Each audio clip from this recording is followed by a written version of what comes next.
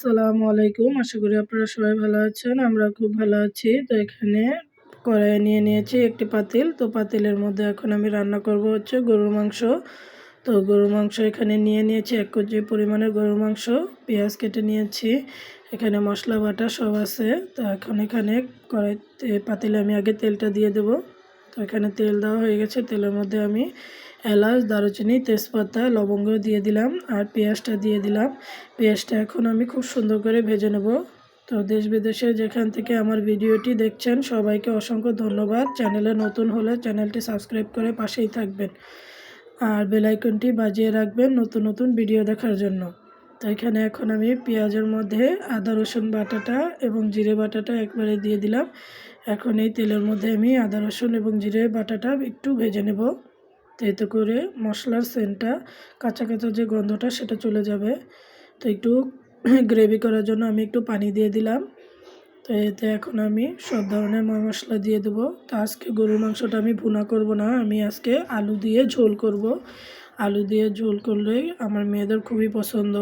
তো এখানে আমি পরিমাণ মতো গুঁড়ো মরিচ, হলুদের গুঁড়ো আর হচ্ছে লবণ স্বাদ মতন সব দিয়ে দেবো।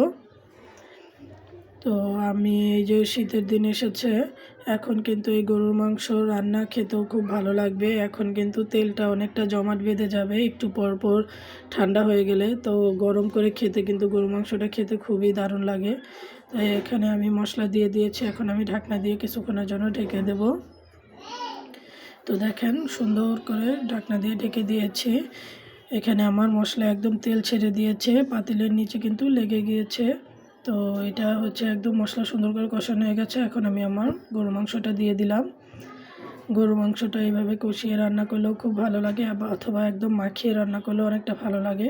তো এর আগে আমি সবসময় মাখিয়ে রান্না করতাম, তাই আজকে আমি কষিয়ে রান্না করতেছি। তাই দেখেন এখানে কিন্তু খুব সুন্দর করে আমার কষানো হয়ে যাচ্ছে। এখন এই পর্যায়ে আমি আলুগুলো দিয়ে দেব। আলুগুলো যাতে সুন্দর করে লবণ যায় বা মশলা যায় সেজন্য আমি আলুগুলো কষানোর মধ্যেই দিলাম।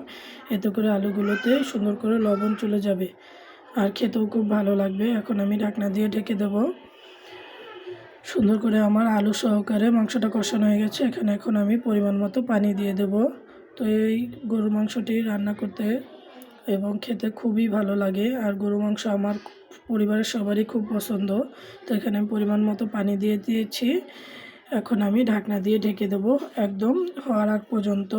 আমি বেশি নাড়াচাড়া করব না আর ঢাকনাটাও খুলব না। এই তো আমার গরুর মাংস একদম সম্পূর্ণ রেডি হয়ে গেছে। তো আপনারা সবাই ভালো থাকবেন, সুস্থ থাকবেন। আল্লাহ হাফেজ।